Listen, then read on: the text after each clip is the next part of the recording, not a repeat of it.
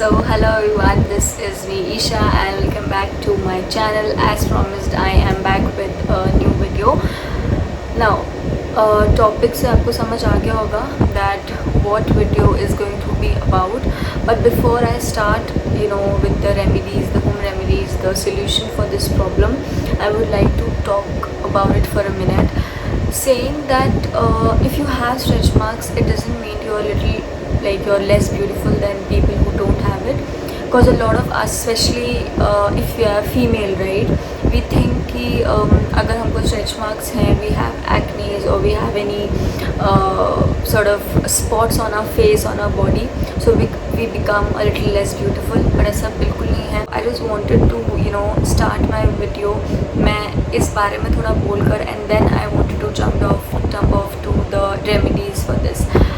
So yeah, let's see the remedies या जो solution, मतलब कैसे हमारे stretch marks कम हो सकते हैं.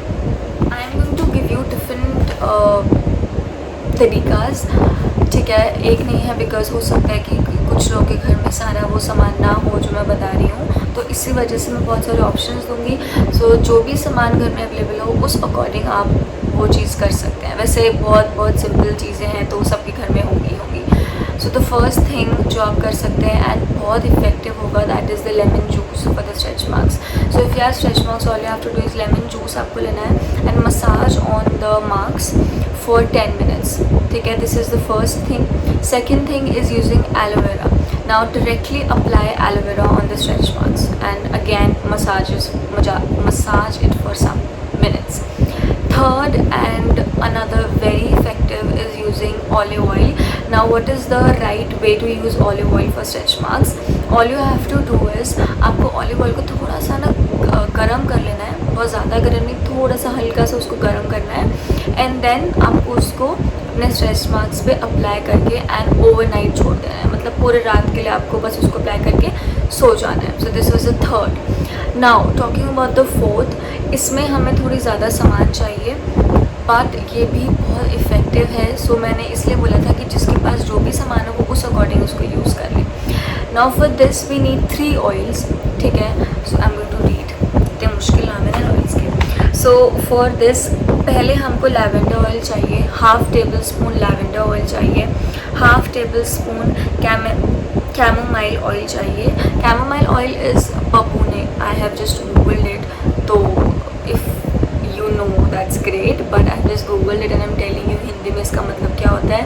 And the third oil that we need is almond oil.